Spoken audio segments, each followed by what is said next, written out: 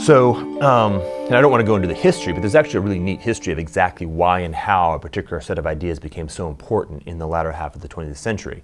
I'll give you just one example, but the idea of operational management, which was innovated during the heat of World War II, and largely to do things like make strategic decisions about how we were going to go about moving ships across the Atlantic, or run bombing raids on Germany using statistics. Actually, applying statistics to analyze the effectiveness of different approaches and then therefore making decisions based on statistics. And so operational management was very effective in the military theater, and the people who had learned those techniques after the war percolated out into the broader economy and started applying those techniques in things like deciding how to run their businesses. So that's the basic framework of the order that we built up until now. Now, the idea of the Blue Church is trying to get a sense of what it is that is the essence of the control structure. By control, I don't mean necessarily anything bad. I just mean the mechanism by which we're able to make collective decisions and engage in effective collective actions. The thing that holds our decision and action structure together. The control structure that still is the one that we're operating under, that came out of that time frame. And the proposition is that, in addition to, this is one piece, but it's a very important piece, that there's a dominant role is played by the structure of media. Oh, yeah, we're actually in the process of breaking that apart right here, so this is good. We know that there's a particular dynamic associated with the kinds of media that are broadcast, where one individual or group, because of the nature of the medium, so for example, broadcast television in the day of 3 networks, there was only 3 people who got to be the anchors who communicated out to the entire population. There's a massive asymmetry between the speaker and the listener, and there's no interaction. Right? So I am in a position of listening, you're in a position of speaking, and there's 30 million of me and 1 of you. Right? Now that's actually a very important dynamic. If you don't understand the fact of that and its importance, you're going to have a very hard time understanding what actually happened during the latter half of the 20th century as, in particular, television emerged as the dominant medium, displacing radio and newspapers.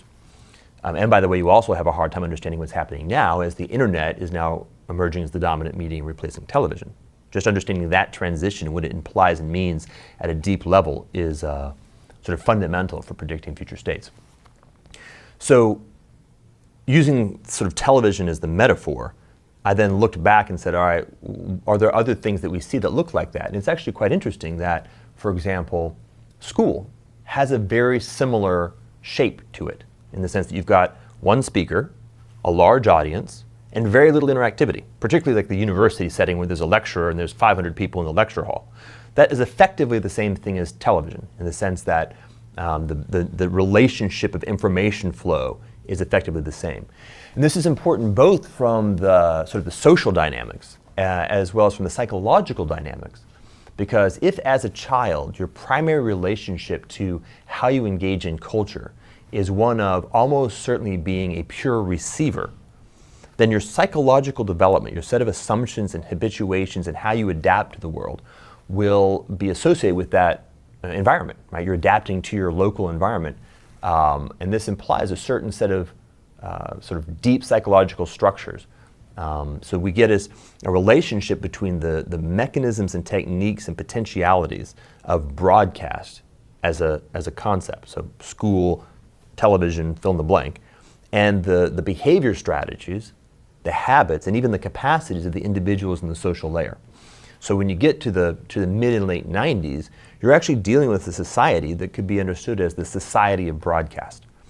And that has implications for how decisions are made. And so the society of broadcast is characterized by what you might call maybe the Encyclopedia Britannica model, or the Walter Cronkite model, where you have a set of hierarchical structures where the individuals who have permission, authority, and responsibility for speaking, for having authority, are selected in some fashion to be positioned at the top of the broadcast hierarchy, and then the rest of us defer to them.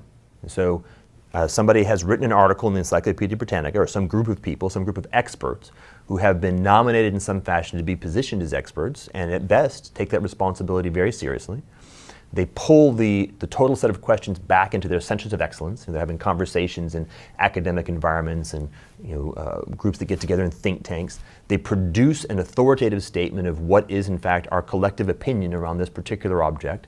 They then disseminate it through a broadcast medium, and the rest of us listen to it, cohere around it, and say, okay, that's what we do, and then move forward. And this is actually a very powerful mechanism because it allows us to simultaneously have hundreds of millions of people broadly share the basic set of assumptions about the nature of the world, the nature of what effective action looks like, even values, what is important, what's not important. So a major piece, not the only piece, but a major piece of the transition that we're going through is precisely the fact that the decentralized communication infrastructure, sometimes known as the internet, and all of its manifestations in mobile and everything else,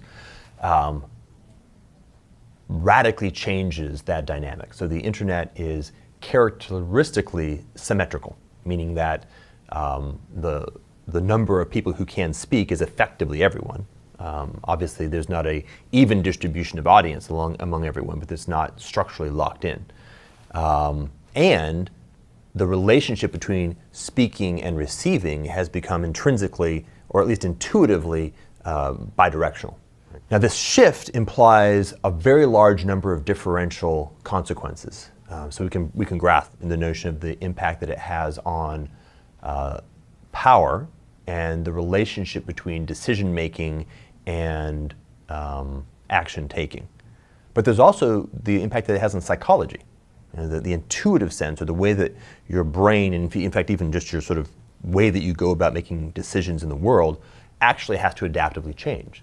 So the people who grew up in the post-internet environment have a fundamentally different psychological set of structures, like deep habitual architectures and expectations of how to most effectively present themselves in the world than people who grew up before then. So what that will mean is two things. One is the set of techniques and approaches that socially evolved in the television or in the broadcast era are suddenly maladaptive in this new psychological ecosystem. So think like the Pepsi commercial that so famously was a disaster.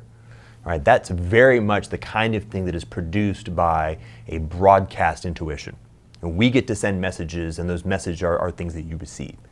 But the psychology and the technology of the internet, or of the decentralized or the symmetrical medium, is one of, no, we get to critique.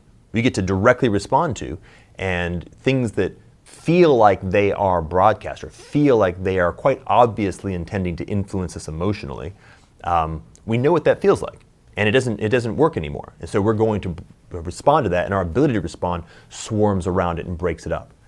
And so this, for example, is, I think, at least a reasonably good explanation for what's been happening in the political domain over the past 30 or 40 years, and certainly over the past 2.